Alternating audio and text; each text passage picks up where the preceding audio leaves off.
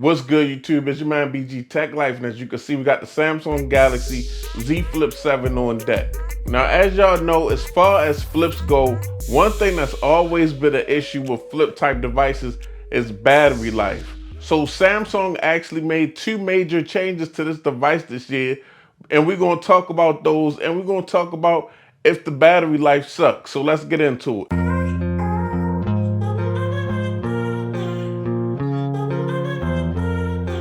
Now, before we get into this flip, guys, make sure y'all do me a favor, hit that subscribe button, hit that notification bell. Your boy BG trying to go to channel, and as the channel go, the content only gonna get better, I promise. Okay, YouTube, so before we had this conversation about the Samsung Galaxy Z Flip7 battery life, let's just have a conversation about battery life, period, and the expectations that you should have for a device. Now, me, if you know in my old videos, I will always say, if I get 5 hours of screen on time out of a device, that's enough for me. I don't live a hybrid life. I don't live in the woods. I don't live in a camper. I'm always around a place to charge my phone, whether it be a car, office, or home.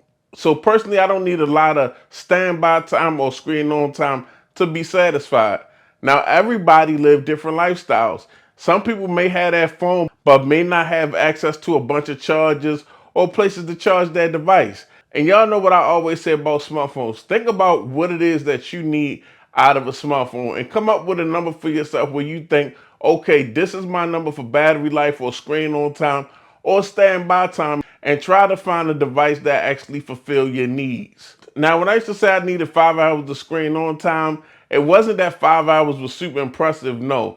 I think around when you get when you get 7 hours plus to me of screen on time on a regular out of a device, now I think that's impressive. I notice when I use a device and it's getting about 5 hours of screen on time, I'm not irritated. You know, I'm not charging so much, I'm irritated, but I'm getting close. Anything under 5 hours of screen on time is something I feel like I gotta keep putting on a charger. That'll start to irritate me. That's when it becomes a problem to me. Now let's start to talk about the flip devices. As far as the flip go, you see we got the hinge. This device folds in half. So as far as engineering, sometimes it make it difficult for the people that's designing this device to put all the pieces they need to put in this device the way that they used to put them, because it's a device that actually folds in half. So it's different from a regular slab of glass phone. So I kind of understand historically why flips haven't had such good battery life. Now I utilized the Flip 3, the Flip 4, and the Flip 5. And probably the best I got out of those devices was just hitting 5 hours of screen on time of battery life when I would do my little test. So those devices will probably start off borderline with me and only go ahead and get worse. So as far as battery life go, I never looked at a flip like it was going to ever have good battery life. Like I said, a lot of times you just got to be so pressed to have a device that folds in half and go in your pocket real compact to own the flip, because there's so many concessions that you're going to have to make with this type of device. Now on the Samsung Galaxy Flip 7, Samsung did something weird. It's like kind of like they took a step forward and a step backward at the same time.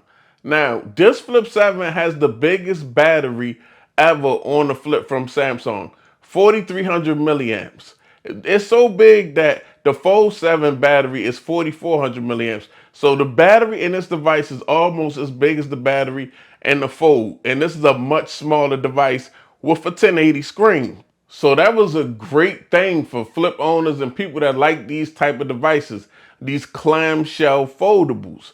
But at the same time, all the other flips had Snapdragon processors, which were really good with actually optimization for the battery. And now the Flip 7 has switched over to an Exynos 2500 processor. And historically, Exynos has not been known to be a great processor. It's kind of known for bad thermals and not the best battery life. Just not really known for its efficiency as far as sipping battery through the day, like the Snapdragons are. But honestly, this is the first time I ever came across the Exynos 2500. This is a pretty new chip, so we're not sure what Exynos done cooked up. And at the same time, we got a bigger battery. So let's talk about the actual battery life on this device that I'm getting right now. Now, when we talk battery life, let me tell you about what I do with this device. I actually respond to emails. I look on social media. I watch YouTube. I do some light gaming like Subway Surfer. You know, this is just a nice scroller for me. And I also use the phone. Just use my phone in phone type ways that everybody use their devices. Also, I'll take some pictures and some videos, of course. Now, with that being said, the other day I charged my device up to 100% in the morning, took it off the charger, and I made sure I just utilized this device throughout the day. Now, it was 90 to 100 degrees outside, so I wasn't outside a whole lot. But one thing I made sure to do was cut the Wi-Fi off at least like 40% of the time, because it's easy for your device to save battery on Wi-Fi because your device is not searching for a cellular signal. I made sure the Wi-Fi was off for about 5 hours. You know, a lot of people got Wi-Fi at work, but a lot of people spend, I would say, about 5 hours in a while commuting, maybe going to the gym. But people got Wi-Fi all over the place. But I did make sure for 5 hours of this time during the day, it was no Wi-Fi. It was complete cellular. And I don't live in the most city places. It's kind of a rural area, and I don't have the best cellular signal. So this phone does have to look for that 5G signal really hard sometimes. Now, I took a screenshot at the end, and this test went over 2 days. And I really utilized the device. I ran some actual Geekbench scores. I was watching YouTube. I was taking pictures. I was doing a lot of things with the device. And I made sure I wasn't picking up other devices, making sure to lean on my Z Flip. And I used the inner display most of the time. I wasn't heavy on the cover display at all. Now, the test did start late, kind of late, later than normal, because it went into the next day. I started the test at around 10:30 in the AM. And as you can see from that point, I utilized the phone all day and it went into the next day. But on this day alone, I got 4 hours and 51 minutes of actual screen on time. So I thought that was pretty good. I went to sleep with like 40% left still on the phone. And this phone I turned down. Of course, you can only turn the screen up to 1080. And of course, I have the phone in adaptive mode, so that means it can go up to 120 hertz. So it's definitely got the fastest refresh rate going. I don't have on auto brightness, and I like to keep my phone bright.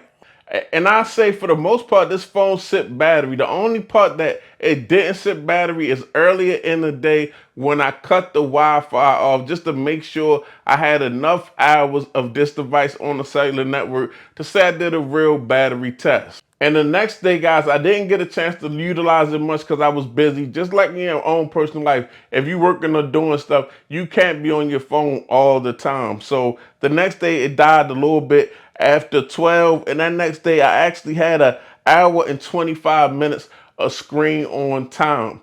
So altogether, a little bit over 6 hours of screen on time, which I found good for a flip. I don't expect a lot of battery life out of a flip. If this device was named Ultra, or if this device was named Pro, or if this was a Flip Pro Ultra, I would look at it differently. But I think it did pretty good. I'm gonna be honest with y'all. Now, I should do a battery test, just a non-Wi-Fi battery test. Because on the Wi-Fi, this device did sip battery. But when it was off of Wi-Fi, I was clearly noticing a difference. And like I said, I kept it off Wi-Fi for about the first 5 hours because I feel like just a lot of people, wherever they go now, is on Wi-Fi. And nobody's really running outside right now in the middle of the summer. But I'm gonna be honest with you, with the Flip 7 just getting over 6 hours of battery life, it wasn't super impressive to me. It was kind of what I expected. I feel like if this device had a Snapdragon processor, it would have probably did better with that 4300 milliamp battery. But it's definitely usable and it's definitely not an issue to me. But I won't say it's a battery champ or anything of that nature. These are just the findings so far, and I wanted to let y'all know and see what y'all thoughts are. If anything changed, I definitely update it because y'all know how these devices do. It's your boy BG Tech Life. Thanks for watching. Make sure you subscribe. Make sure you hit that like button. I'm out. Peace.